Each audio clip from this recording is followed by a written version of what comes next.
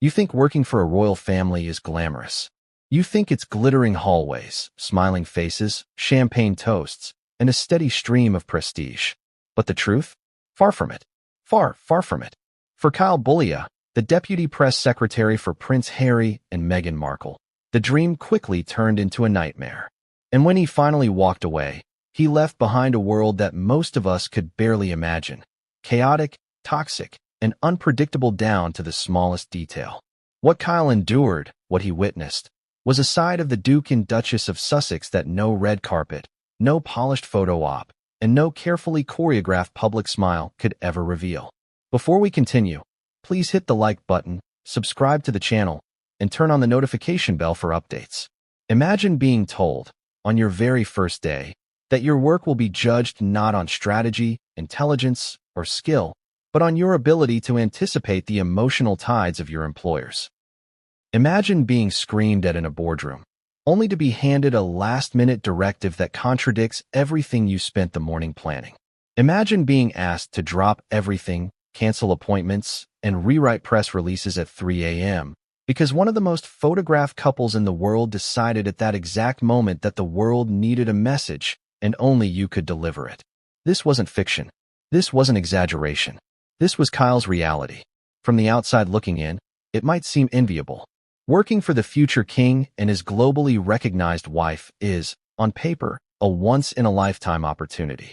But inside the walls of their office, inside the corridors of power and influence that the public never sees, the environment was anything but professional. Kyle described it as a nightmare. And it's not just hyperbole. He used that exact word. Nightmare. Every word dripping with exhaustion, frustration, and a sense of betrayal that anyone who believed in the royals might find shocking.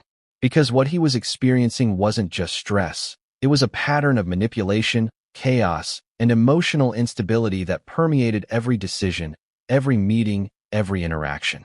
And why does this matter now? Because Kyle's revelations aren't just about one man leaving a job he couldn't survive.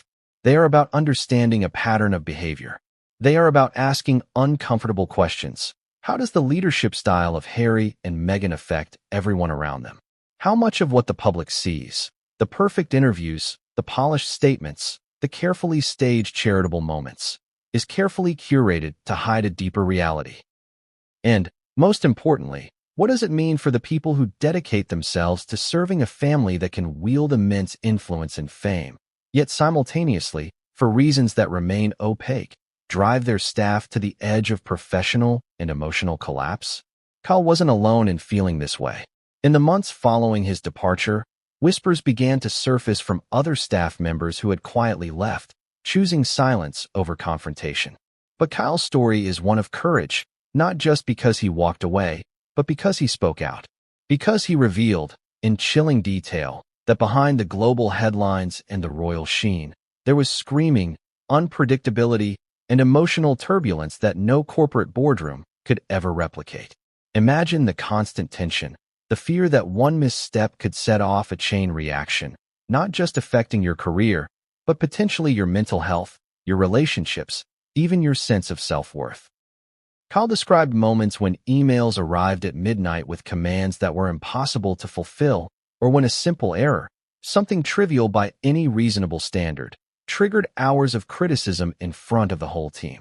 And it wasn't just verbal chaos. The emotional atmosphere was stifling. Staff were caught in the crossfire of conflicting instructions, emotional outbursts, and abrupt reversals. One day, a message could demand extreme precision and absolute loyalty. The next, a simple misunderstanding could spark accusations and guilt trips.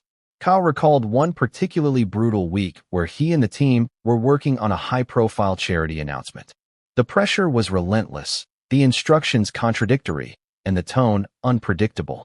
The Duke and Duchess, at once charming and commanding, swung between warm encouragement and sudden fury with a speed that left staff reeling. By the end of the week, morale had bottomed out. The team, once cohesive and motivated, was fractured, anxious, and on edge. And Kyle knew that if he stayed, he would be next to break. The story isn't merely about Kyle surviving the chaos. It's about the culture that allowed such a work environment to flourish. Kyle described a system where emotional manipulation wasn't the exception, it was the rule. Staff were expected to anticipate needs, navigate mood swings, and remain unfailingly loyal, regardless of the personal cost. It's an environment where burnout wasn't just likely, it was inevitable. And yet, the public image remained untarnished. The smiles, the photos, the interviews, all carefully curated to present a family that was perfect, compassionate, and in control.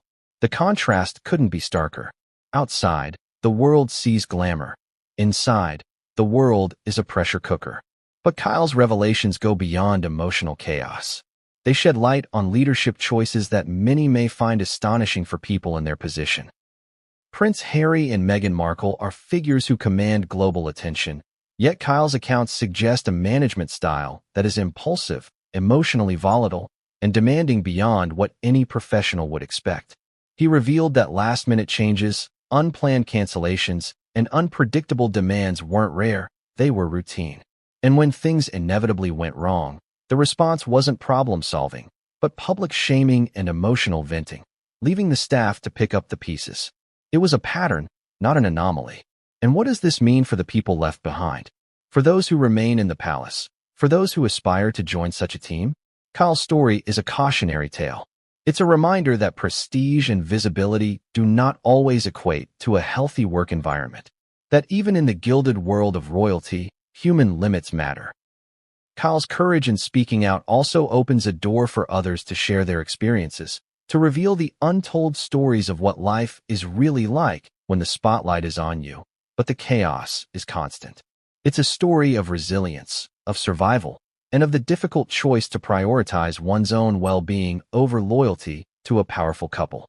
As we dive deeper into Kyle's revelations, you'll hear about incidents that are at once shocking and, in hindsight, almost unbelievable. You'll hear about the long hours, the last-minute travel requests, the emotional meltdowns, and the way every decision, no matter how minor, seemed to ripple through the team with unpredictable consequences.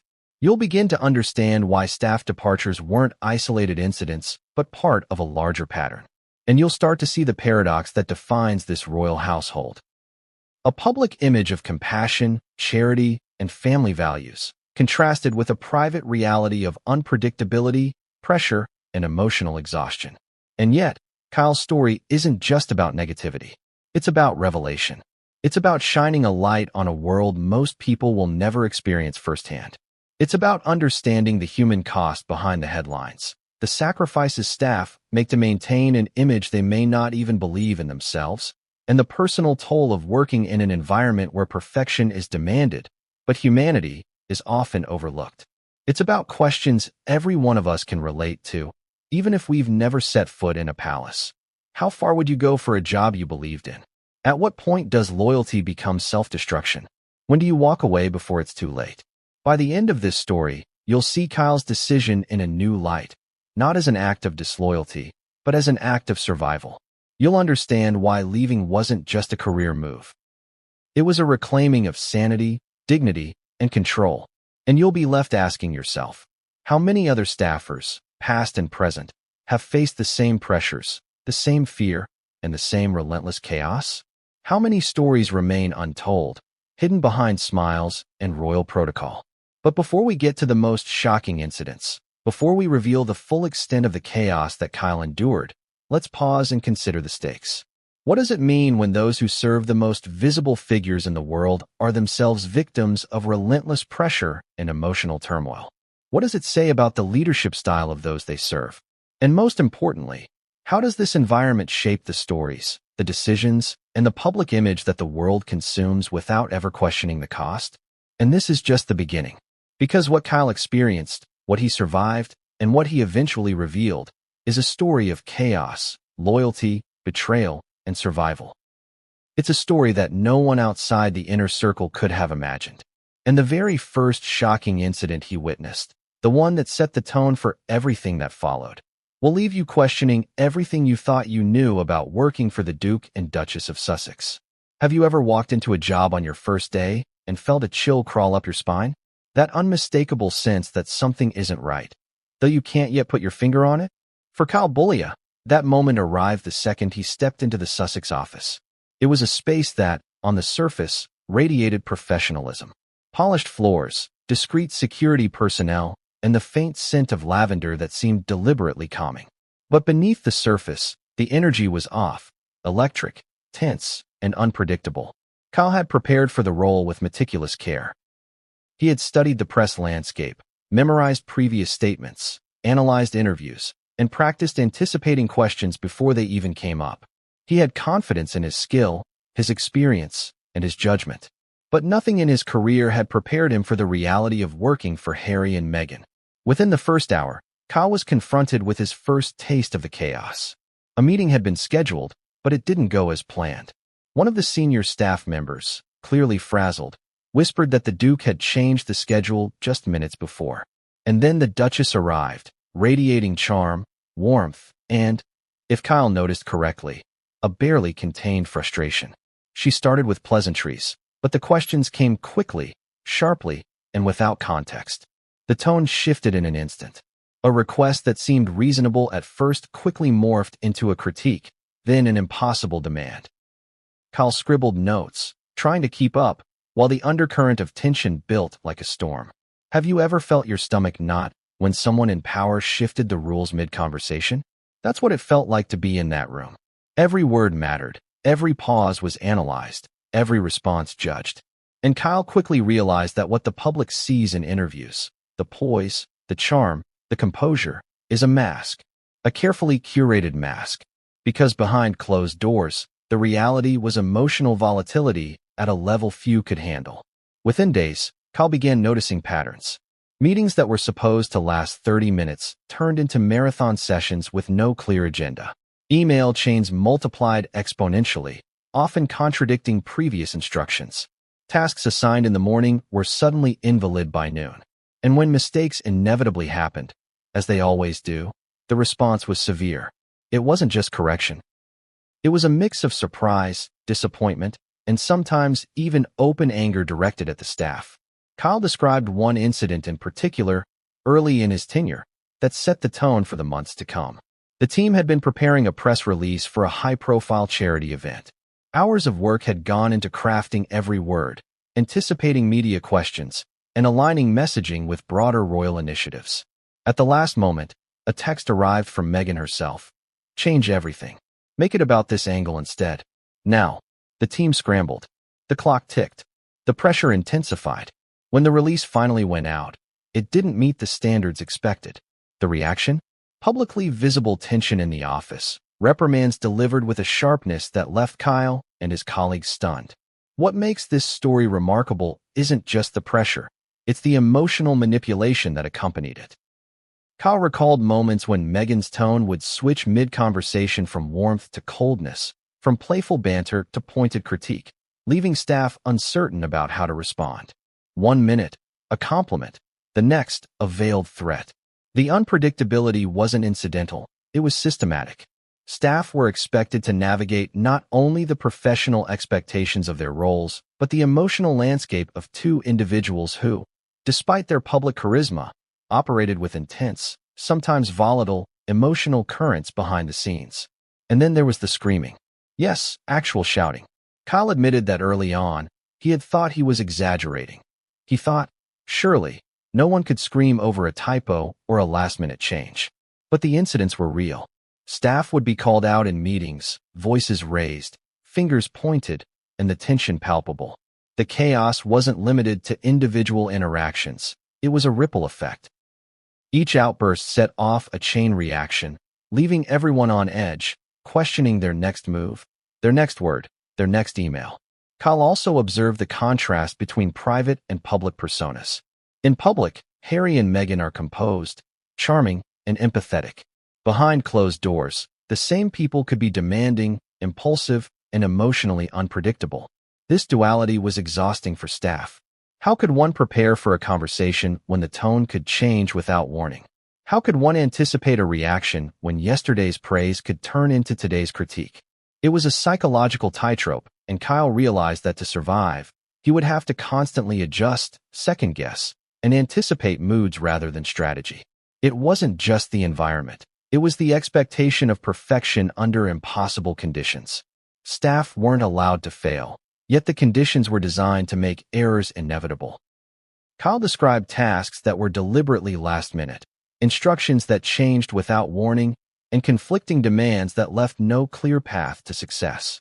It was chaos masquerading as high-stakes decision-making, and it was draining. Then came the emotional outbursts that were less predictable. Sometimes they would follow a minor mistake. Other times, they seemed to arrive out of nowhere. A sudden reprimand, a frustrated sigh, a sharp word. The emotional unpredictability wasn't just exhausting, it was destabilizing. Kyle found himself constantly monitoring cues, tone, body language, even micro-expressions, trying to preempt the next emotional storm. It's not just stressful, it's dehumanizing. And Kyle began to notice that the team was fracturing. Colleagues who once laughed together, collaborated seamlessly, and supported one another were now anxious, jumpy, and mistrustful. And yet, despite the chaos, Kyle remained committed. He wanted to believe that the job was worthwhile, that the opportunity was too rare to give up, that somehow he could navigate the turbulence. But reality has a way of asserting itself. And for Kyle, the first month of work set the stage for everything that would follow. Long hours, emotional unpredictability, and a constant feeling that no matter how hard you worked, it would never be enough. But it wasn't just work-related stress, it was personal. Kyle described the toll the environment took on his mental health, his confidence, and even his personal relationships. Coming home after a day of unpredictability, screaming, and emotional chaos, he struggled to switch off. His sleep was disrupted by anxiety about what tomorrow would bring. His conversations with friends and family were colored by the stress of anticipating the next outburst. This wasn't just a job. It was a psychological gauntlet, and Kyle realized that the only way to survive was to stay vigilant, hyper-aware, and constantly adjusting. And the paradox of it all? For every chaotic, tense moment, there were glimpses of charm, humor, and generosity from the Duke and Duchess. These moments weren't false, they were real. But they were fleeting, unpredictable, and juxtaposed with moments of intense emotional volatility. This duality kept staff in a state of constant confusion. Why the extremes? Why the swings from warmth to criticism, from praise to anger? The inconsistency wasn't just a quirk. It was part of the structure that made the workplace so uniquely challenging. Kyle quickly realized that leaving wasn't just a professional decision. It was a question of personal survival. And yet, even as he contemplated walking away, he faced the dilemma that many staff before him had encountered: loyalty versus sanity. How do you reconcile admiration for the public-facing accomplishments of two people with the private chaos they create? How do you justify staying in an environment that is slowly eroding your confidence, your mental health, and your well-being? By the end of Kyle's first month, he knew that the environment was not a temporary challenge. It was a pattern, a culture, a way of operating that left no room for error, no room for rest, and no room for humanity. And while he stayed, trying to adapt, trying to survive, he began documenting, mentally noting the incidents, preparing himself for the eventual reckoning. He knew that one day, he would have to leave. And he knew that when he did, the story he told would shock the world. But the tipping point, the moment that finally made Kyle realize that survival meant departure, was still ahead. And what happened next would reveal not just the personal toll of working for Harry and Meghan, but the systemic chaos that their leadership style created, a chaos that extended far beyond one office, affecting every person who dared to work for them. And it all began with one fateful incident that Kyle would later describe as the ultimate breaking point. Have you ever reached a point where no amount of preparation, experience, or patience could protect you from the storm? For Kyle Boulia, that moment arrived not in whispers or subtle tension, but in a crescendo of chaos that left him questioning everything about the job and himself. It wasn't one single event at first, but a series of escalating incidents that built like pressure behind a dam, until the inevitable burst changed everything. It started innocuously enough. The Sussex office had a long-standing reputation, at least in whispers among palace insiders, for unpredictability. Staff members joked quietly about the roulette of requests, about last-minute edits and instructions that appeared from nowhere. Kyle had heard the stories before accepting the role. Schedules changed without notice, deadlines were moved up by hours, and tasks were sometimes reversed entirely at a moment's notice. He thought he was prepared. He thought his experience in high-pressure political and media environments would serve him well. But nothing prepared him for the reality. One day, the team received what seemed like a standard briefing assignment. A press release was to be crafted for a charity gala that Harry and Meghan were attending in London. The release was important. Media eyes would be watching, and the Sussex office wanted to ensure the messaging was flawless. Kyle and his colleagues spent hours meticulously preparing the copy, double-checking every date, quote, and phrasing. They anticipated questions, created talking points, and rehearsed potential responses. Hours of focused effort had gone into this release, and for a brief moment, Kyle allowed himself to feel confident. That confidence evaporated in a single text. Meghan herself had reviewed the draft and demanded a complete overhaul. Not just minor edits or adjustments, but a total rewrite with a new angle. The new direction wasn't communicated clearly. It was cryptic, leaving staff guessing at what would satisfy her. Kyle recalls staring at his phone, heart sinking, as he read the terse message. Do this differently. Make it about hope and empowerment. No cliches. Make it shine. Now, it wasn't the task itself that broke the team, it was the timing. The request came late in the evening, hours after the original deadline had passed. Staff were already exhausted from the day's work, yet they were expected to pivot immediately, to execute flawlessly, and to anticipate further demands that could arrive without warning. Emails flew, revisions piled up, and tension grew. Kyle described the energy in the office as charged like a live wire, ready to snap at the slightest touch. Then came the shouting. One of the senior advisors accidentally misquoted a statistic in the new draft. It was a minor error, easily corrected, but in the emotional climate of the office, it became a trigger. Meghan's voice rose sharply. What started as a critique turned into a full-blown reprimand, delivered with intensity that left the entire room frozen. Kyle recalls colleagues shrinking in their seats, unsure of whether to defend, explain, or flee. Harry himself entered shortly afterward, frustrated at the delay, and the tension doubled. It wasn't anger for anger's sake. It was anger as a tool, wielded unpredictably, leaving staff disoriented. The incident lasted hours. What should have been a productive discussion became a psychological gauntlet. Kyle watched colleagues break down, some whispering apologies repeatedly, others staring blankly at screens, unable to process the barrage of criticism. He recalls a colleague muttering, "I've never felt like such a failure in my life," a sentiment that resonated with everyone in the room. And yet, no one was allowed to leave. No breaks, no relief, no acknowledgement of human limitations.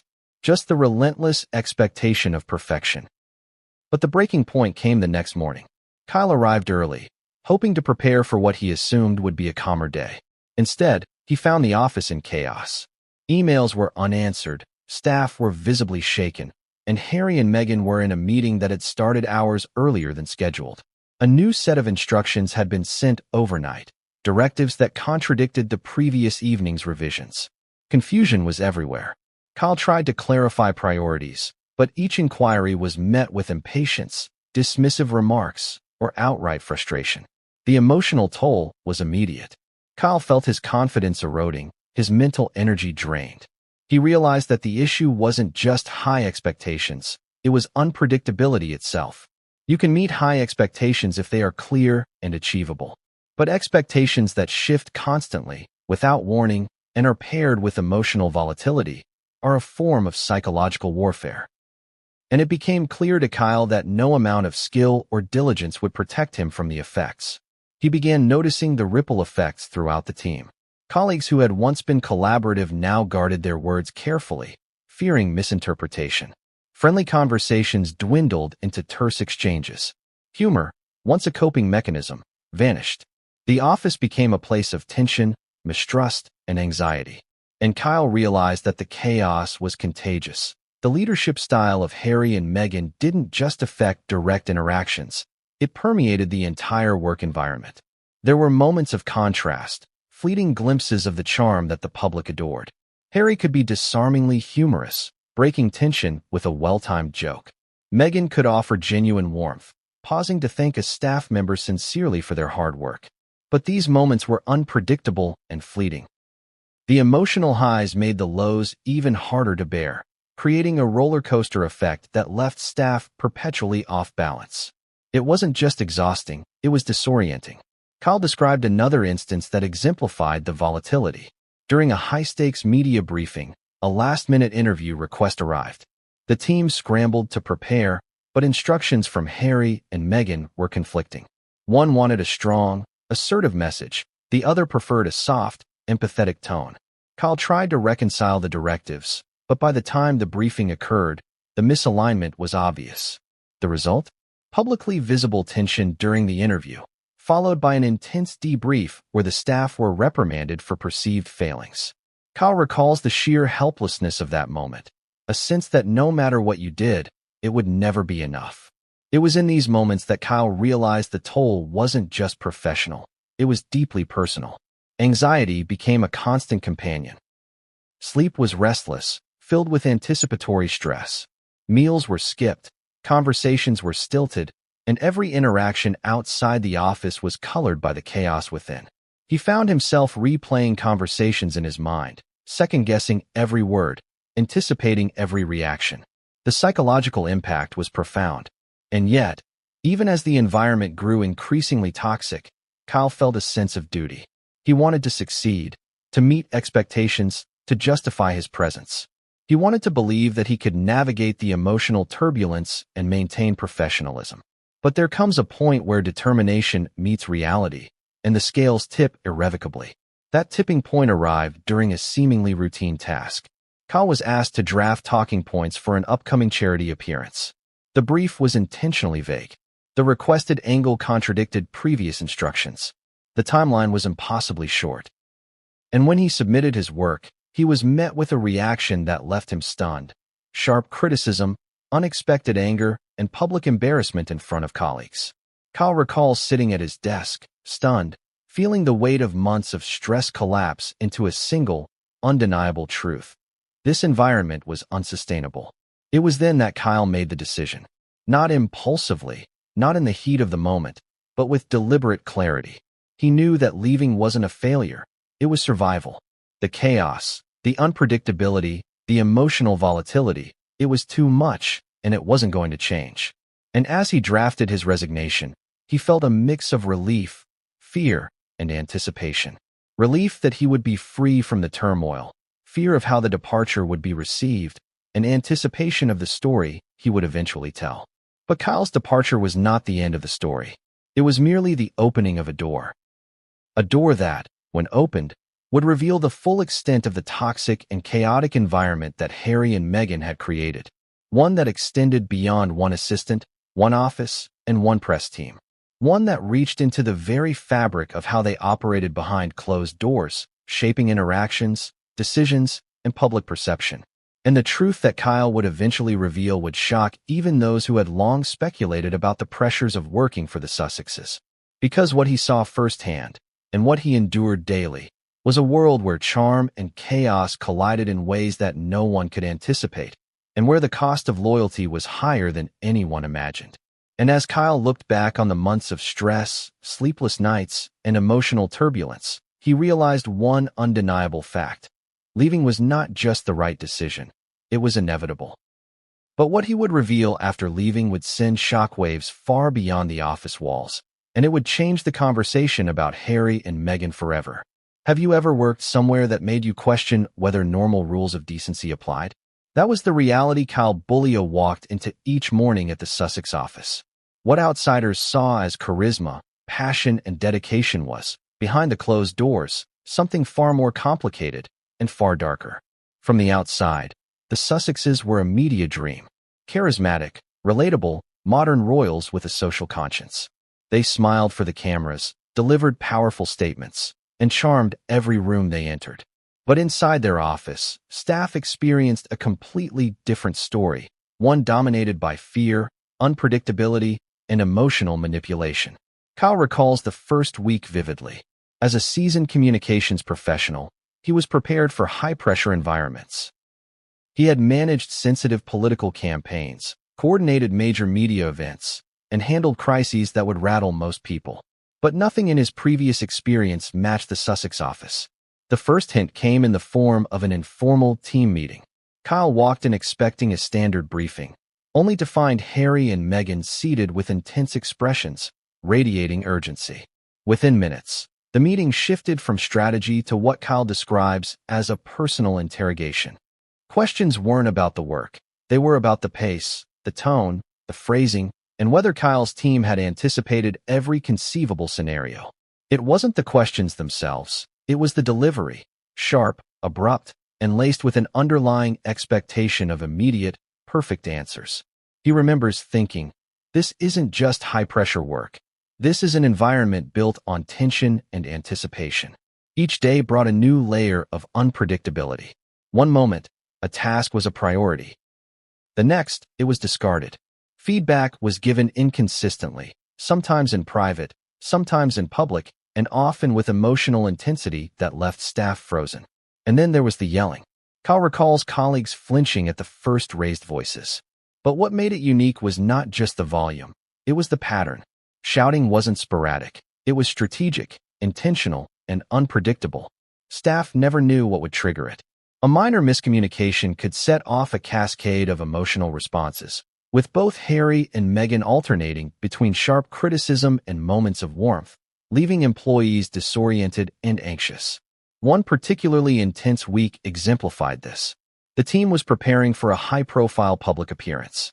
A misalignment between speech notes and media talking points became a flashpoint. Meghan criticized the team's approach, claiming the messaging lacked authenticity and depth, while Harry questioned the timing and tone. Kyle recalls watching the room shrink under the weight of their scrutiny. Apologies were offered, corrections made, but nothing seemed to satisfy them. The tension lingered long after the meeting ended, leaving staff mentally exhausted before the day had even truly begun. Kyle observed a recurring pattern in the office culture. Decisions were often last-minute, instructions frequently reversed, and emotional outbursts were used as a tool to reinforce authority. Staff were expected to anticipate needs before they were voiced, sometimes creating entire strategies in anticipation of vague directives. Those who hesitated, or even questioned instructions, faced subtle but unmistakable disapproval. The unpredictability had a ripple effect. Kyle describes staff walking on eggshells, monitoring not just their own behavior, but the moods and reactions of Harry and Meghan. Casual conversations were measured. Humor was suppressed.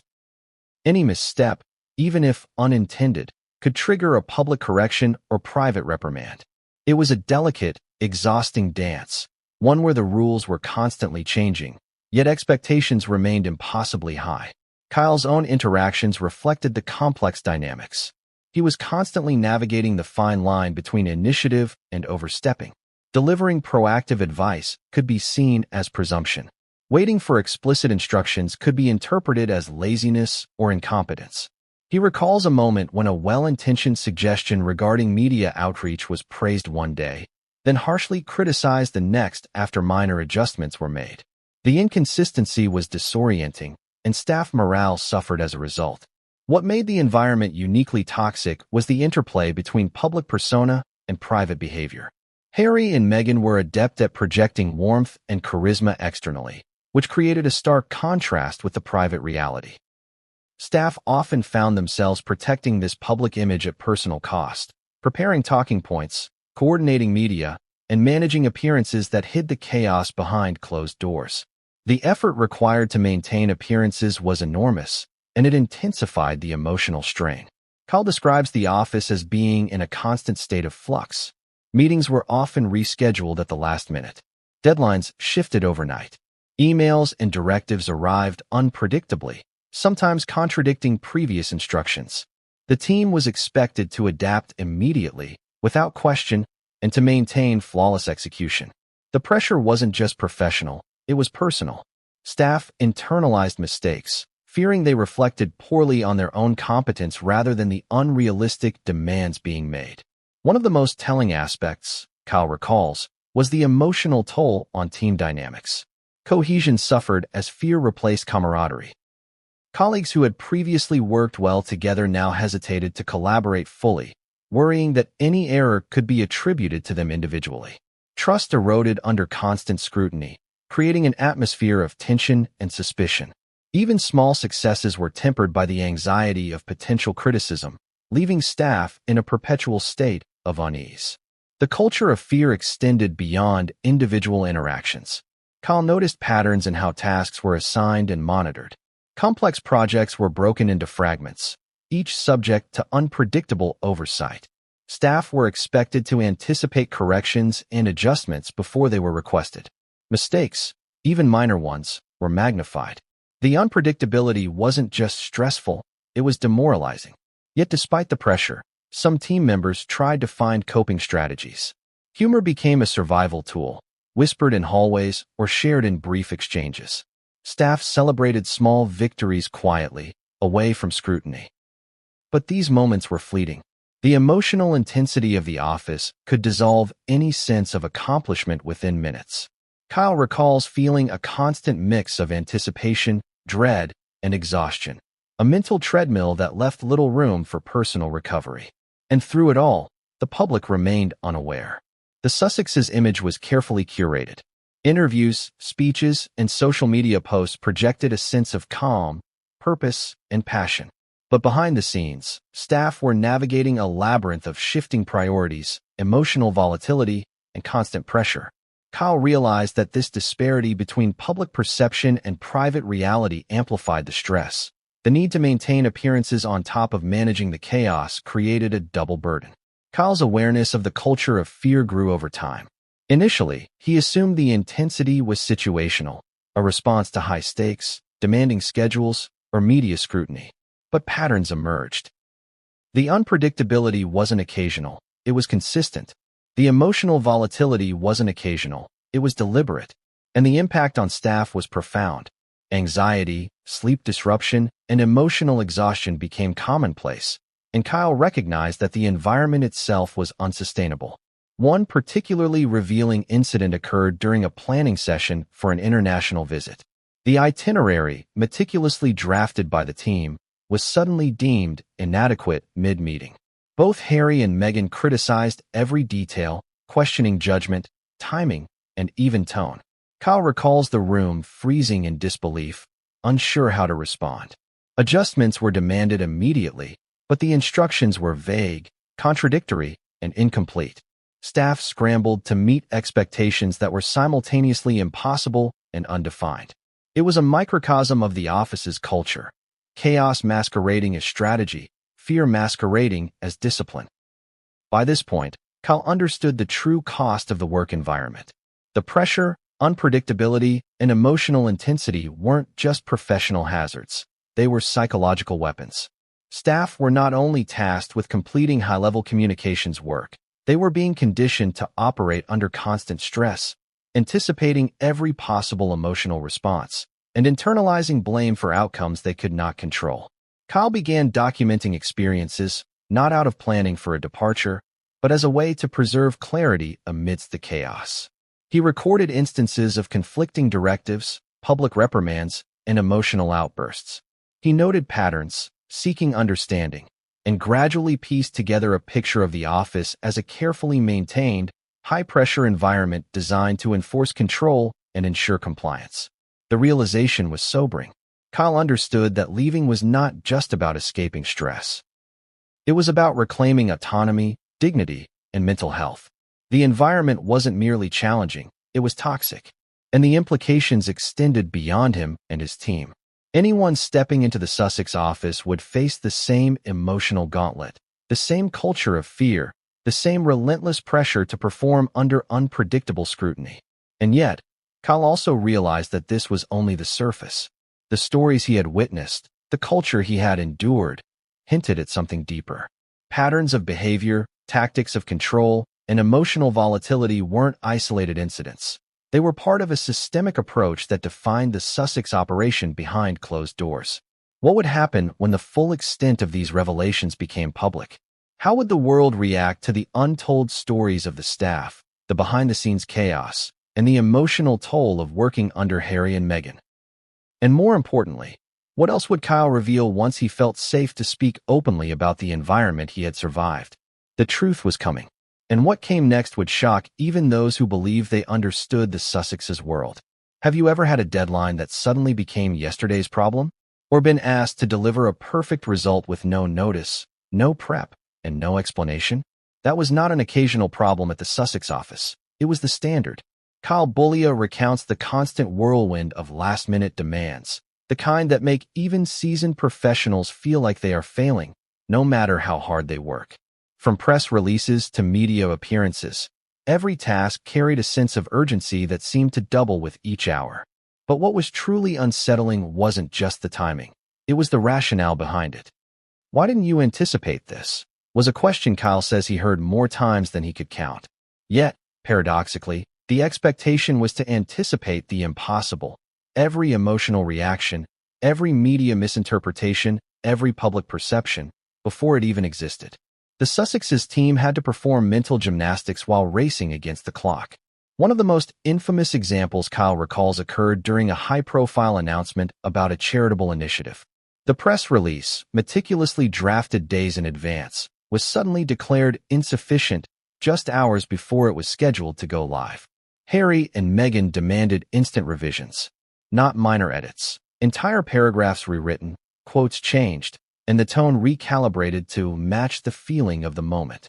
Staff scrambled. Phones rang incessantly. Emails flew like arrows. Kyle watched as his team moved between panic and exhaustion, desperately trying to meet shifting standards. Every suggestion was met with hesitation from the Sussexes, who would second-guess decisions even as they gave them. It wasn't just stressful, it was disorienting. The office became a pressure cooker where time itself seemed to accelerate, while clarity and direction evaporated. Kyle notes that the unpredictability wasn't merely a byproduct of high-profile work. It was systematic. Meetings were called without notice. Agendas were abandoned mid-discussion. Tasks assigned 1 hour would be undone the next. Staff often found themselves working on projects that were later discarded entirely, leaving their efforts invisible and unacknowledged. The last-minute chaos extended to international travel and public engagements. A routine walkthrough for a royal visit could suddenly become a full-scale crisis. The Sussexes would alter schedules, swap talking points, or demand additional media coverage with no explanation.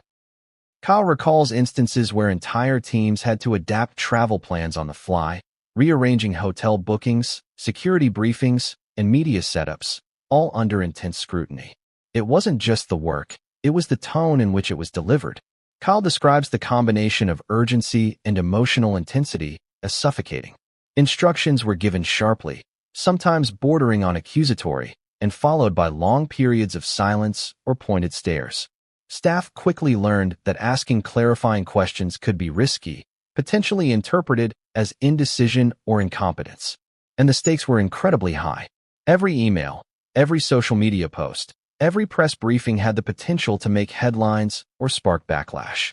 The Sussexes were acutely aware of this, and their demands reflected not just ambition but control, a desire to micromanage the narrative while ensuring the team internalized the pressure. Kyle often felt caught between a rock and a hard place, striving for perfection while anticipating emotional volatility that could erupt at any moment. Kyle shares an anecdote about a media appearance that nearly derailed the office's stability. A minor error in a briefing note, an incorrect time listed for a speech, triggered a late-night scramble. Staff had to re-coordinate with media teams, security, and publicists within hours, all while keeping the Sussexes calm, which, as Kyle describes, was impossible under the circumstances. The team worked tirelessly, but the emotional toll was immense. Several staffers later admitted they went home physically exhausted, emotionally drained, and questioning their own competence. The last-minute demands weren't confined to professional tasks. Kyle recalls personal requests that blurred the lines between private and professional life. Team members were occasionally asked to handle personal logistics, unexpected errands, or urgent private communications, all with the same intensity and immediacy as official duties. The expectation was clear. No task was too small, no notice too short, and no boundary respected. Kyle emphasizes the compounding effect of constant unpredictability. Each day was not just a challenge, it was a gauntlet of uncertainty. The mental strain grew cumulatively. Staff were not only managing high-profile communications, They were navigating an emotional landscape where rules changed constantly, and success was never fully acknowledged.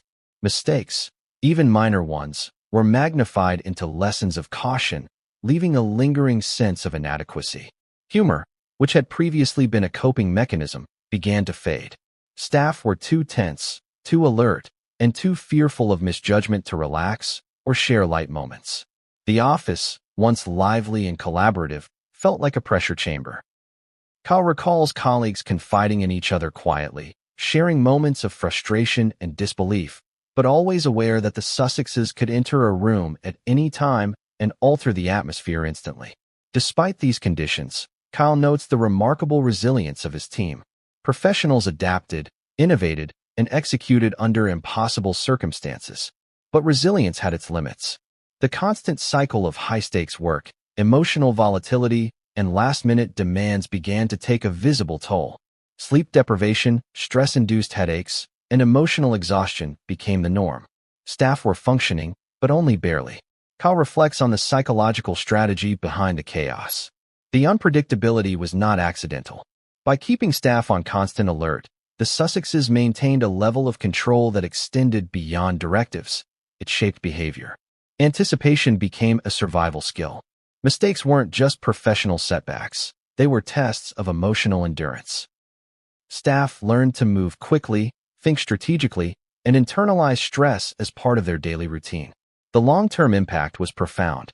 Kyle observed talented professionals leave within months, citing burnout, stress, and an inability to reconcile public perception with private reality. Those who remained often carried a sense of vigilance, hyper-awareness, and anxiety that persisted even outside the office. The culture of last-minute demands created a high-pressure environment that, while productive in the short term, was unsustainable. Kyle notes that the public, consumed by images of polished appearances and well-orchestrated speeches, would never see the toll of last-minute chaos. Every flawless media appearance was the product of frantic preparation, emotional negotiation, and countless hours of crisis management. The image of the Sussexes as composed and decisive masked the relentless intensity their team endured behind the scenes. And yet, the office continued to operate. Barely. Staff adapted, learned to anticipate the unexpected, and became skilled in rapid response. But Kyle's observation was stark. The relentless pressure wasn't just about efficiency. It was about control, hierarchy, and the maintenance of a narrative that placed the Sussexes at the center of power. The human cost was high, but the operation continued, sustained by dedication, fear, and an almost obsessive attention to detail. And just when Kyle thought he had seen it all, an incident occurred that would crystallize the chaotic nature of the Sussex office more than any other. A sudden cancellation of a major event forced the team into an overnight operation to reassign tasks, update schedules, and manage public communications, all while dealing with emotional outbursts and conflicting instructions. Kyle remembers thinking, how can anyone thrive in this environment without breaking? The answer, he realized, was they couldn't. Staff survived, adapted, and persevered, but at a personal cost that couldn't be ignored. And this incident, like so many before, was a warning sign, a hint at the depth of dysfunction and the emotional toll that working under Harry and Meghan could exact. What Kyle witnessed in those chaotic weeks wasn't just a series of bad days. It was a systemic pattern, one that revealed not only the pressure of high-profile work, but also the strategies employed by the Sussexes to maintain authority, control narratives, and keep their team perpetually on edge. And the question remains, if the team was already stretched to the limit, what lengths would Harry and Meghan go to when the stakes were even higher? What hidden pressures, unknown to the public, were waiting to be revealed next?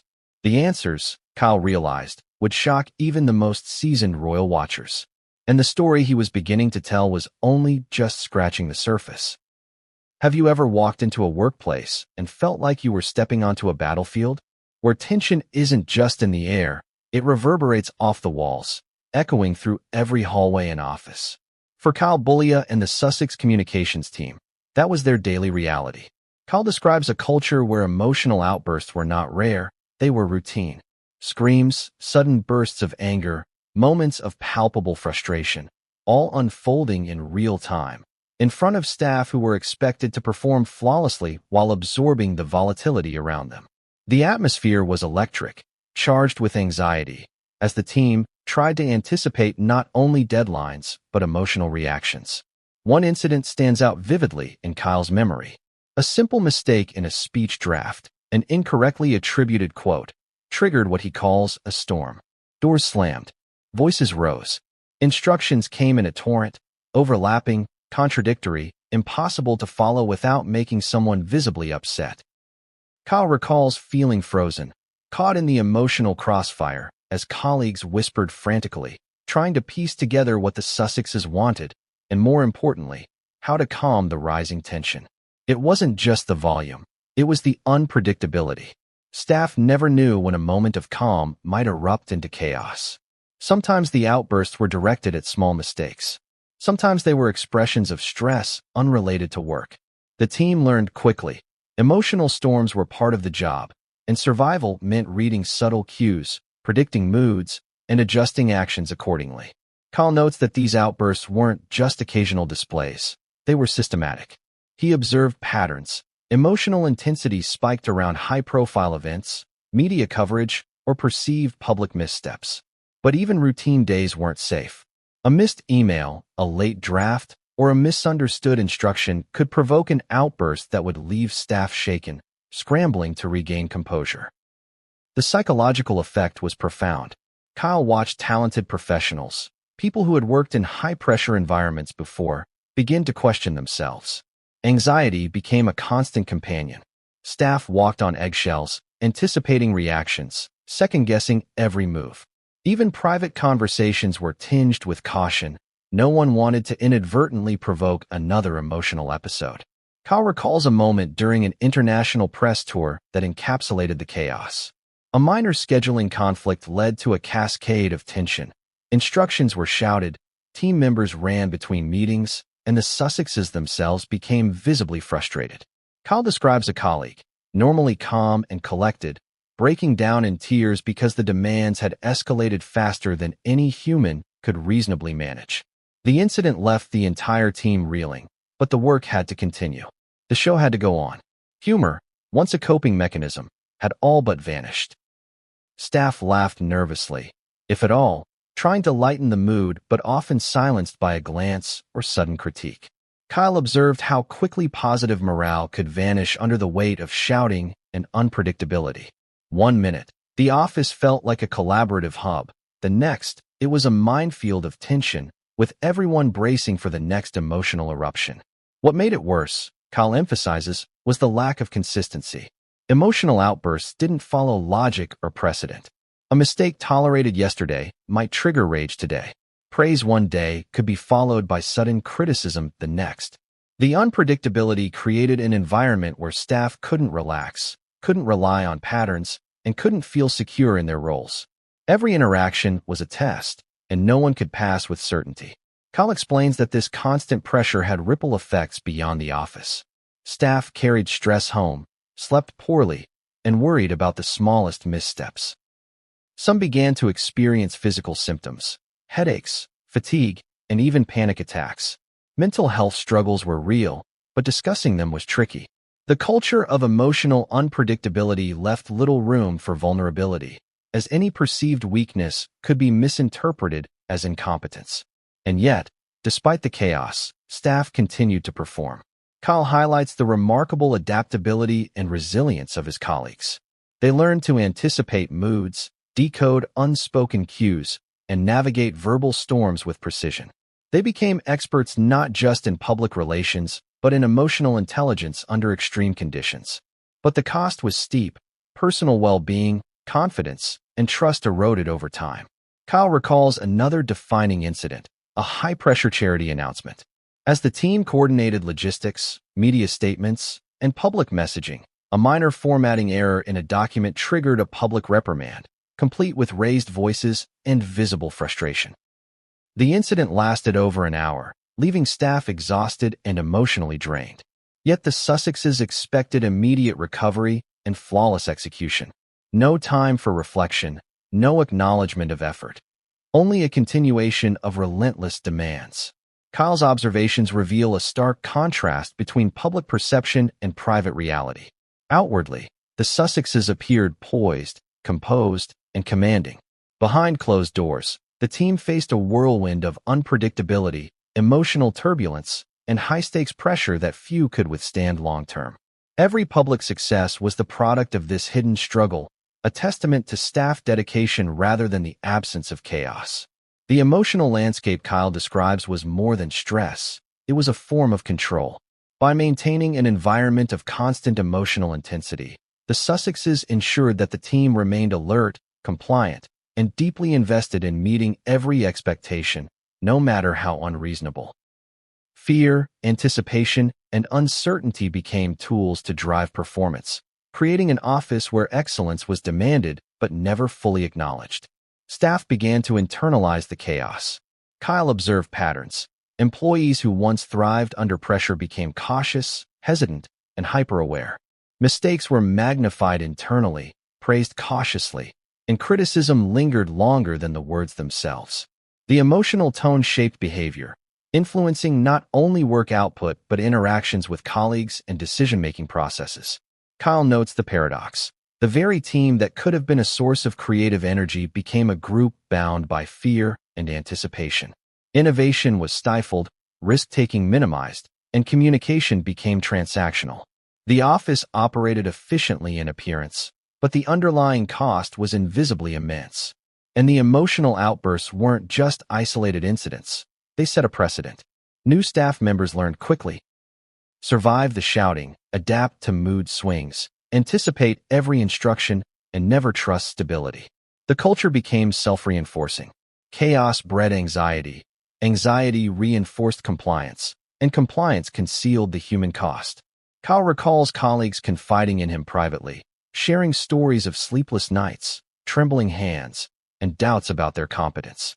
Yet publicly, they maintained composure. The dissonance between internal struggle and external performance was stark, and it left a lingering sense of unease. Staff wondered not only how long they could endure, but also what lengths the Sussexes would go to when stakes were even higher. And then came a moment that shocked even the most resilient members of the team, a sudden outburst during what should have been a routine media briefing. The details remain sensitive, but Kyle describes the event as a culmination of weeks of tension, fear, and last-minute demands. The emotional intensity reached a breaking point, leaving staff stunned and questioning whether anyone could survive such an environment indefinitely. It was in this moment that Kyle realized the truth. The Sussexes' office was not merely high pressure. It was a pressure cooker designed to test endurance, loyalty, and emotional resilience. Every scream, every shout, every emotional eruption was a calculated force, shaping behavior, performance, and ultimately, the culture of the team. But if the emotional intensity was this high in routine circumstances, what happened when the stakes escalated to global announcements, media scandals, or personal crises? And more importantly, how much longer could the team withstand a workplace where screams replaced guidance, fear replaced clarity, and unpredictability ruled every interaction? Kyle's experiences were only the tip of the iceberg. The deeper truths, the most shocking revelations about the inner workings of the Sussex office, were yet to surface.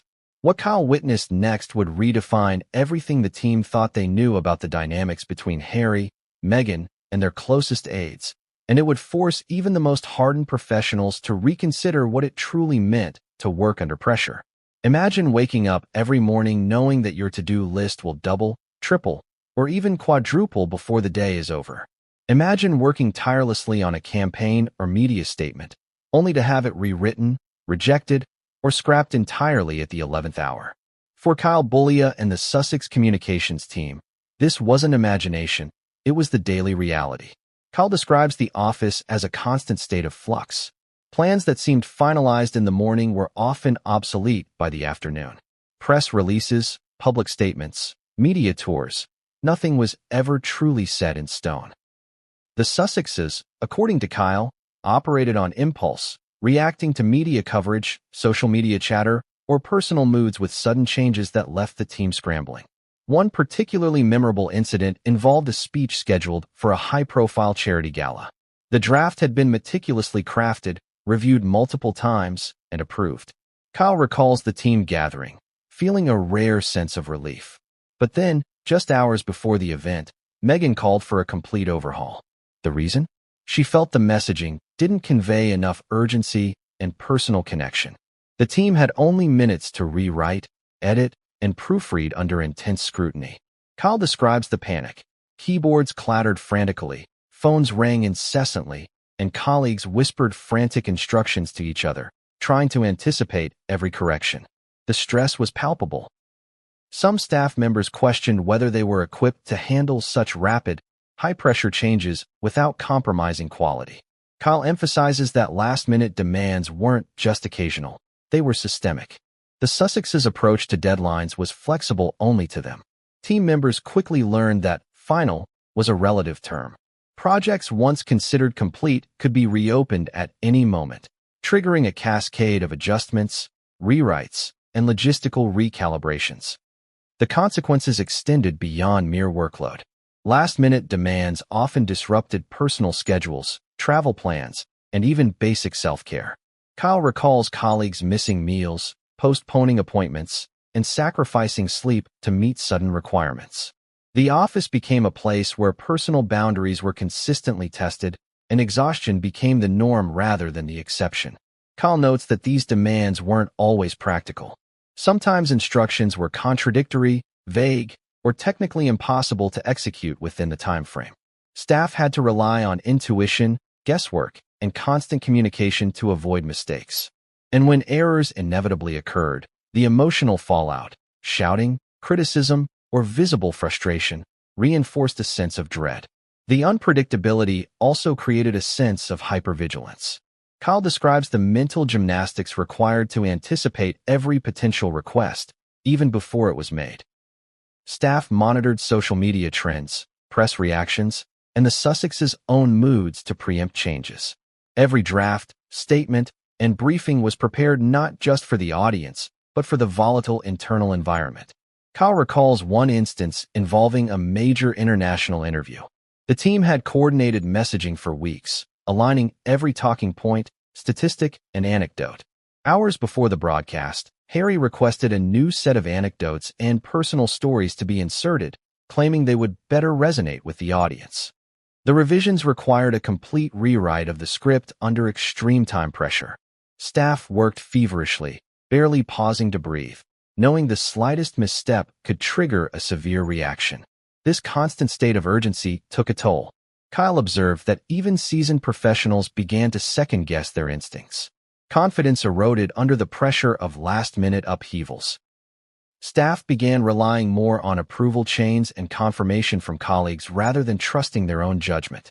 Mistakes became magnified in this environment, not because of incompetence, but because the system was designed to operate under perpetual chaos. And yet, the Sussexes seemed oblivious, or perhaps indifferent, to the strain placed on their team. Kyle highlights that the focus was always on results, flawless public appearances, viral moments, and impeccable media coverage. How the team got there, the emotional cost, the sleepless nights, the anxiety, was rarely acknowledged. Praise was rare and fleeting. Critique, often public and emotional, was immediate. Kyle recounts a particularly shocking example, a last-minute decision to cancel a press event due to an unforeseen media angle. Staff had already flown across the country, prepared talking points, and coordinated interviews. The cancellation came moments before the event, with minimal explanation. The fallout was immense. Frustration, confusion, and a sense of futility spread through the team. Yet, when questioned, the Sussexes expected understanding and immediate redirection to the next task, as if the disruption hadn't occurred. The emotional impact of constant last-minute demands was cumulative. Staff described feeling as though they were running on a treadmill that kept speeding up without warning. Anxiety became a constant companion. Motivation was entangled with fear. The office culture evolved into one of hypervigilance, where even minor oversights could trigger disproportionate responses. Kyle points out that these patterns weren't isolated. They were part of a broader approach to control and performance. By keeping the team in a state of perpetual urgency, the Sussexes ensured attentiveness, adaptability, and obedience. Staff were forced to prioritize the Sussexes' immediate reactions over their own judgment or professional processes. It was a subtle but powerful form of manipulation, wrapped in the guise of high expectations and ambition. Despite the chaos, Kyle admires the team's dedication. Colleagues found creative ways to manage last-minute demands, developed rapid response systems, and supported each other through the pressure. But even the most resilient staff could only endure so much. Burnout, emotional exhaustion, and turnover became inevitable consequences of a system where deadlines were fluid and demands were relentless. Kyle emphasizes that the psychological toll was immense. Staff didn't just feel stressed, they experienced a persistent sense of instability.